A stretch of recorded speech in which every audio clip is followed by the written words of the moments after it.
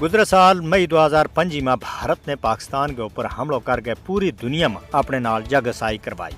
जब पाकिस्तान ने ऑपरेशन बुनियाद मरसूस के जरिए 9 और 10 महीना भारत का दंद खटा किया और पाकिस्तान की दुनिया में वाह वाह हुई। भारत इसको खमियाजो इस वेले भी भुगत रही है। हाल ही में एक अमरीकी जरीदा फॉरेन अफेयर्स वो कहना है कि इस पाक भारत जंग के बाद अमेरिका और भारत का ताल्लुकात बदतरीन मरहला में दाखिल हो गया है। इस जरीदा को कहना है कि पाकिस्तान ने अमरीकी सदर डोनाल्ड ट्रंप का जंगबंदी का किरदार न सख्त सिफ्ते आयो है और भारत ने इस किरदार न बुरी तरह थिला देता है। अमरीकी सदर का तरफ से पाकिस्तान की कामयाबी को बार बार जिक्र करना इस गल को वाजिया सबूत है कि पाकिस्तान की कामयाबी हुई है और पाकिस्तानी क़यादत के नाल गर्मजोशी दे मिलनो भारत के वास्ते सख्त सुबकी को बायस बने हुए हैं। अमरीकी जरीदा फॉरेन अफेयर्स के मुताबिक अमरीकी सदर ने भारत के नाल तजारती माहिदा के ऊपर दस्तखत करने दे भी इनकार कर दिता था और भारतीय बरामदात के ऊपर काफी सारा